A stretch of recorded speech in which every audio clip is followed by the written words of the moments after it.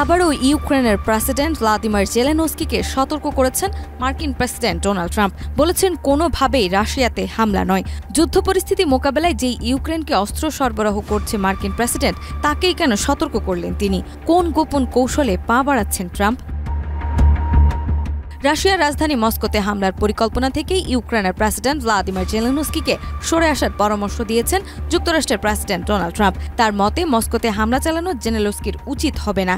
British দৈনিক financial Times সূত্রে জানা যায়, জেলেনস্কিকে রাশিয়ার অভ্যন্তরে ক্ষেপণাস্ত্র নিক্ষেপে উৎসাহিত করেছেন ট্রাম্প। এমন দাবি উঠে এলে বিষয়টি নিয়ে শুরু হয় বিতর্ক। 15 জুলাই হোয়াইট হাউসে অনুষ্ঠিত এক প্রেস ব্রিফিংয়ে ট্রাম্পকে সরাসরি জিজ্ঞেস করা হয়, ইউক্রেনের হাতে থাকা মার্কিন প্যাট্রিয়ট ক্ষেপণাস্ত্র মস্কোর মতো লক্ষ্যবস্তুতে ব্যবহার করা হবে কিনা। জবাবে তিনি স্পষ্ট করে বলেন, না, এটা উচিত হবে না। মস্কোতে হামলা চালানো কখনোই সঠিক সিদ্ধান্ত নয়। এর আগে 14 জুলাই ট্রাম্প রাশিয়ার বিরুদ্ধে কঠোর বার্তা দিয়েছিলেন।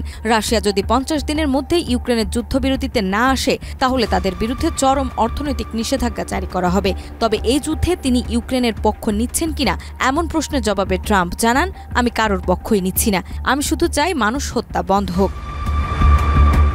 তিনি আরও বলেন, প্যাট্রিয়ট ক্ষেপণাস্ত্র চালানোর কথা বলা হচ্ছে, তা আমরা পাঠাচ্ছি না। জার্মানি আমাদের থেকে ক্ষেপণাস্ত্র কিনে ইউক্রেনে পাঠাচ্ছে। ট্রাম্পের এই বক্তব্যে যুদ্ধ নয়, শান্তির বার্তায় যেন প্রতিধ্বনিত হলো। এখন দেখার বিষয়, এই বার্তার প্রভাব কতটা পড়ে রাশিয়া ইউক্রেন যুদ্ধের ওপর। নাজমা, মাই টিভি।